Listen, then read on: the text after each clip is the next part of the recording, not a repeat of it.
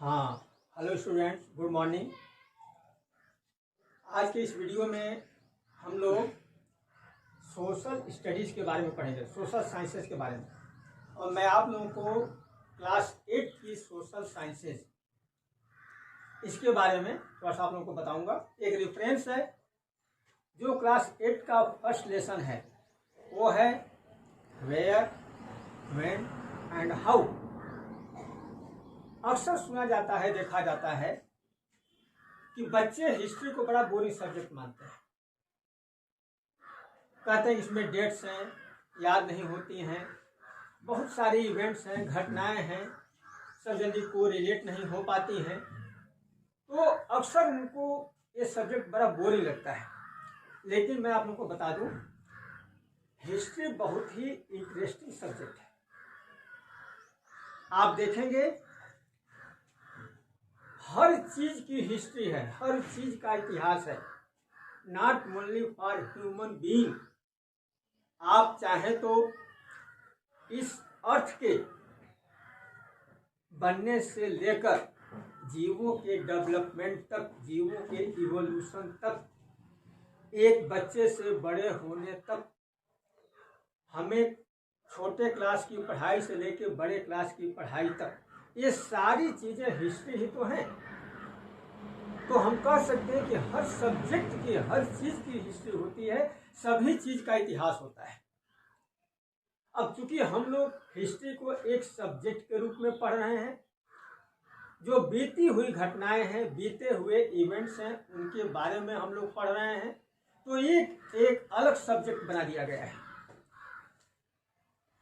इसे अब social sciences के अंतर्गत रखा गया है हिस्ट्री को। मैं आप लोगों को बता दूं, हिस्ट्री शब्द एक ग्रीक वर्ड हिस्टोरिया से लिया गया है।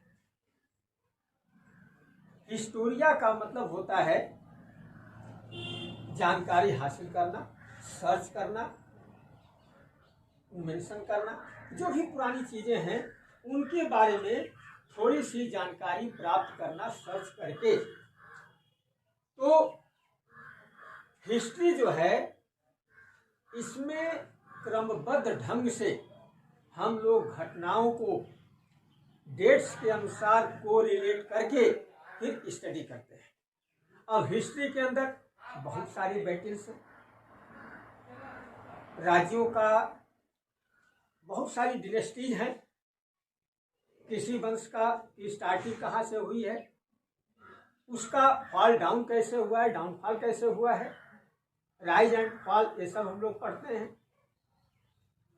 बड़े बड़े राजाओं के बारे में, बड़े बड़े सुल्तानों के बारे में, बड़े बड़े बादशाहों के बारे में पढ़ते हैं। इनका साम्राज्य कैसे रहा है, इन लोगों ने कौन से काम ऐसे किए हैं जिनकी वजह से इनका साम्राज्य स्थायी हुआ है, और कुछ लोगों ने कौन से काम गलत कर दिए हैं जिनकी वजह से उनका साम्राज्य का ही पतन हो गया है। ये सारी चीज़ें हम लोग हिस्ट्री में पढ़ेंगे। अब चूंकि हिस्ट्री में हम लोग पढ़ रहे हैं, तो चैप्टर ये है वेयर, व्हेन एंड हाउ। तो हम लोग सबसे पहले ये देखेंगे, इतिहास तो बहुत ही लंबा चौड़ा है। अगर हम इंडियन हिस्ट्री को ही देखें, भारतीय इतिहास को ही देखें, तो आप लोग 6 में हिस्ट्री पढ़े होंगे, 7th में पढ़े होंगे, 8th में पढ़े होंगे। मेनली 6 में एंशिएंट हिस्ट्री है, 7th में मुगल पीरियड का आप लोग पढ़े होंगे, क्लास 8 में ब्रिटिश पीरियड का आप लोग पढ़ेंगे। अब हिस्ट्री का डिवीजन कैसे किया गया है, 1817 में जेम्स मिल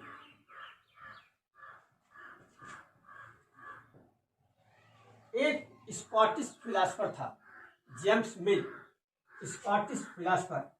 इसने हिस्ट्री को, इंडियन हिस्ट्री को 3 भागों में बांटा है, हिंदू,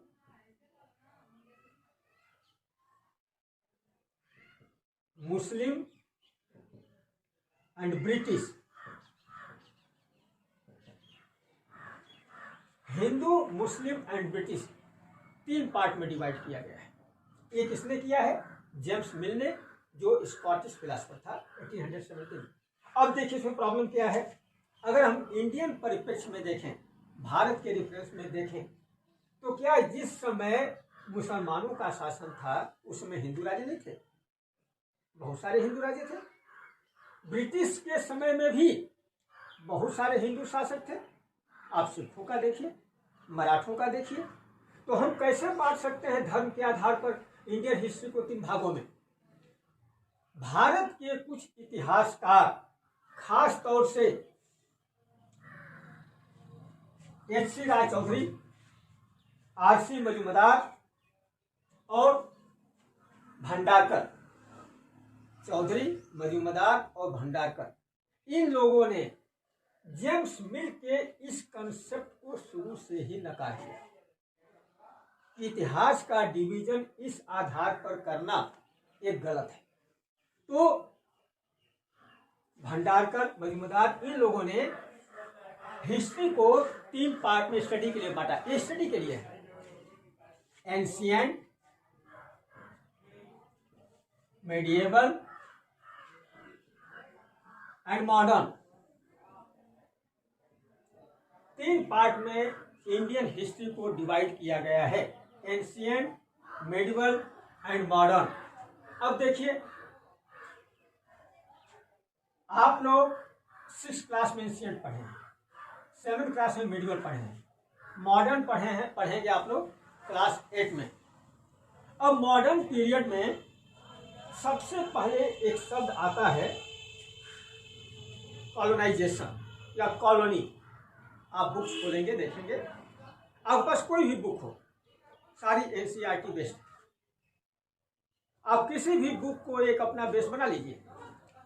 उस बुक में आप देखेंगे एक शब्द आता है कॉलोनी या कॉलोनाइजेशन। ये क्या है तो मैं बता दूं, जब कोई भी देश दूसरे देश को सब्जुगेट करता है, उसके ऊपर अटैक करता है, आक्रमण करता है, आक्रमण करने के बाद उस देश की अर्थव्यवस्था पर, राजनीति पर, सभी चीज़ों पर अपना अधिकार जमा लेता है और अपने अनुसार एडमिनिस्ट्रेशन करता है, अपना फायदा उठाता है, इसको तो उस देश को कॉलोनी कहा जाता है।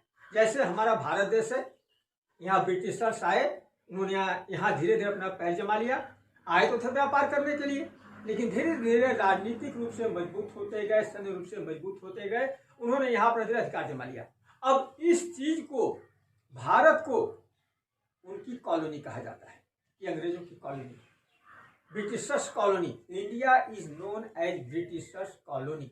देखिए, जब मैं आपको मिल का बात बताया था, मिल जो डिवीजन किया था, उसके बाद आप नोट कर लीजिए, एच.सी. राय चौधरी, आर.सी. मजूमदार, आर.सी. भंडारकर, जिन्होंने एंशिएंट, मेडिवल, मॉडर्न में डिवाइड किया। क्योंकि तीनों स्टडी करने से टाइम पीरियड है, एंशिएंट का टाइम पीरियड अलग है, मेडिवल का टाइम पीरियड अलग है, मॉडर्न का टाइम पीरियड अलग है। इन टाइम पीरियड में हम लोग स्टडी के हिसाब से अलग अलग क्लास में डिवीजन करके हिस्ट्री को पढ़ते हैं। अब देखिए, मैं आप लोगों को कॉलोनी, कॉलोनाइजेशन के बारे में पढ़ा रहा था। कॉलोनी क्या है तो बताइए, जब कोई भी देश दूसरे देश पर आक्रमण करता है, उसको सब्जुगेट करता है, तो सब्जुगेशन के बाद उस देश की अर्थव्यवस्था पर, वहाँ की राजनीति पर, सब चीज़ों को बदलता है, सब चीज़ों को चेंज करता है। वह देश उनकी कॉलोनी कहलाता है।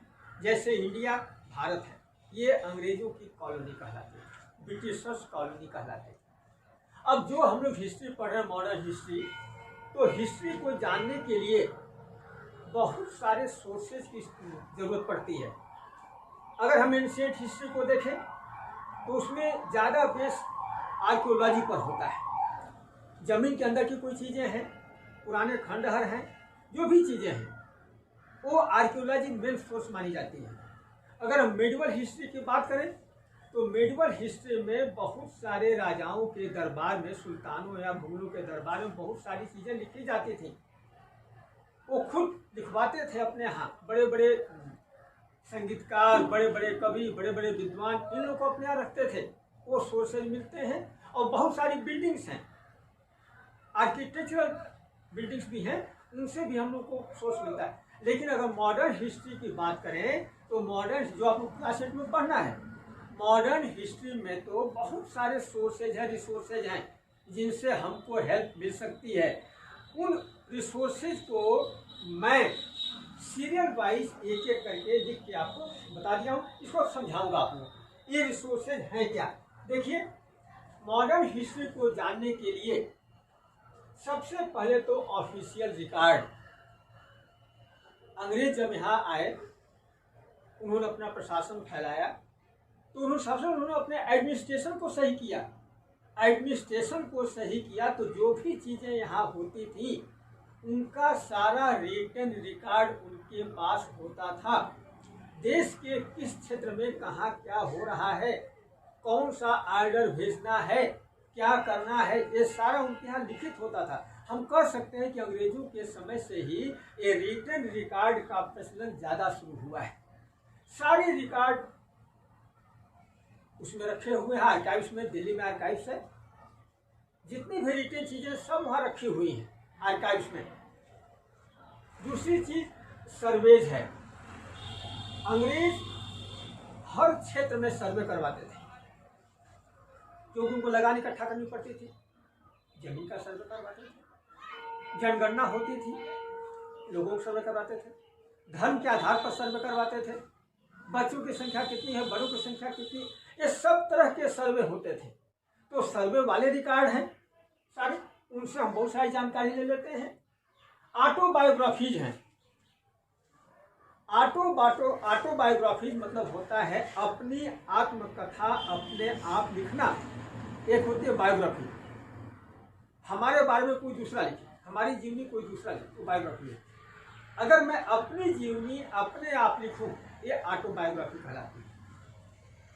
राजसुंदरी देवी सबसे पहले उन्होंने अपनी ऑटोबायोग्राफी अमर जीवन बंगाली लैंग्वेज में अपने आप लिखी। राजसुंदरी देवी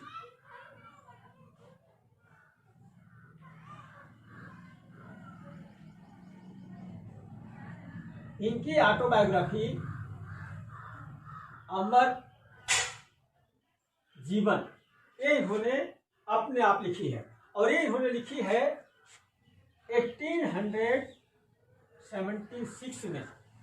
1876 में राजसुंदरी देवी ने सबसे पहले अपनी ऑटोबायोग्राफी लिखी है। आप लोग क्लास 7 में पढ़े होंगे बाबरनामा, क्लास में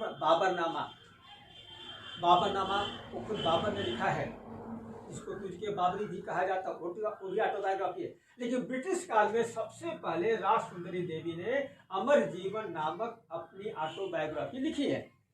अब देखिए, तो ऑटोबायोग्राफी से उस समय की सोशल सामाजिक परिस्थितियां कैसी थी, देश में आर्थिक परिस्थितियां कैसी थी, महिलाओं की स्थिति क्या थी, ये सारी जानकारी हम लोग को मिलती है।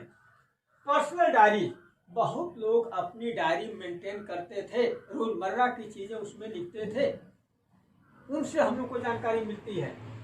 पिलग्रिमेज या ट्रेवलर्स, बहुत से विदेशी यात्री आते थे यहाँ घूमने के लिए, अभी भी आते हैं, पहले भी आते थे। ये लोग जब यहाँ आते थे तो अपने जो उनके एक्सपीरियंस होते, जो अपने उनके अनुभव होते थे, उन अनुभवों को भी अपना नोट करते जाते थे। तो उनसे हम लोग को बहुत सारी जानकारी मिलती है, उन विदेशी यात्रियों से मिलती है, उन पिलग्रिमेज तीर्थयात्री कहते हैं उनसे मिलती है। उसके बाद प्रिंटिंग का तो शुरू हो गया था, प्रिंटिंग प्रेस है, न्यूज़पेपर से, जर्नल्स बोलते हैं, पत्रिकाएं जैसे मैगजीन्स हैं, जर्नल से, बुक्स से, इन सब चीज़ों से जानकारी हम लोग को मिलती है। आप हिंदी में प्रेमचंद की कहानियाँ ये सब पढ़ते होंगे, ये ब्रिटिश काल में लिखी हुई कहानियाँ हैं। आप उनको पढ़िए, देखिए आपको समाज के बारे में कितनी जानकारी मिलती है, हमारी सामाजिक व्यवस्था कैसी थी। तो इन सब चीज़ों से हम लोग को हिस्ट्री के बारे में जानकारी मिलती है। उसके बाद हिस्टोरिकल बिल्डिंग है। अब हिस्टोरिकल बिल्डिंग में अंग्रेजों के समय में इंडिया गेट, सेंट्रल सेक्रेटरिएट केंद्रीय सचिवालय है, राष्ट्रपति भवन है, पार्लियामेंट हाउस है, बिरला हाउस है, बिरला हाउस में तो 1948 में महात्मा गांधी की हत्या भी हुई थी। ये जो बिल्डिंग्स बनी हुई हैं, इनसे भी आर्किटेक्चर के बारे में हमको जानकारी मिलती है। और सबसे बाद में लेटर्स कह सकते हैं। कई लोग एक दूसरे को पत्र लिखते थे, जैसे महात्मा गांधी कई बार अंग्रेजों को पत्र लिखते थे, जवाहरलाल नेहरू, सुभाष चंद्र बोस, ये लोग आपस में ही पत्राचार करते थे। चलिए देखिए, तो इतना मैंने बता दिया आप लोगों को लेटर्स के बारे में कि लेटर्स भी बहुत बड़े सोर्सेज हैं, रिसोर्सेज हैं हिस्ट्री को जानने के लिए। अब ये जो चीजें लिखी हुई हैं, इनके अलावा भी बहुत सारे रिसोर्सेज हैं। जैसे फिल्में बननी शुरू हो गई थी, नाटक पहले किए जाते थे, लोग नाटक, गांव में नाटक करते थे लोग, नॉवेल लिखे जाते थे, कहानियां लिखी जाती थी। ये सब के सब हिस्ट्री के रिसोर्स हैं। हिस्ट्री जो है सिर्फ गॉसिप नहीं है। हिस्ट्री जो है, जब हिस्ट्री को इन रिसोर्सेज से प्रूफ किया जाता है किसी भी चीज को, वो इतिहास जो है एक फैक्ट माना जाता है, जो आपको सही चीज बताता है। अब मैं आपको बता दूं, जो आपका वर्तमान है वो आपके पास्ट पर टिका हुआ है। आपका अतीत, आपका पास्ट, आपका इतिहास कैसा रहा हुआ है, उसी के आधार पर आपका प्रेजेंट तैयार होगा या आप फ्यूचर की तैयारी कर सकेंगे। तो इस वीडियो में जो मैं बताया हूं, ये चैप्टर लगभग इतना ही है। अब आप लोग जहां से भी आप लोग को क्वेश्चन मिले, कुछ क्वेश्चन को आप सॉल्व करने की कोशिश करें, कुछ क्वेश्चन आप लोग खुद अपने आप बनाएं और उनका आंसर यहां से ढूंढने की कोशिश करें। आप लोगों को वीडियो अगर अच्छा लगे तो उसको लाइक करिए, शेयर करिए, सब्सक्राइब करिए, ताकि मैं आप लोगों को आगे और भी वीडियो भेज सकूं, वो और भी अच्छी चीजें आपके पास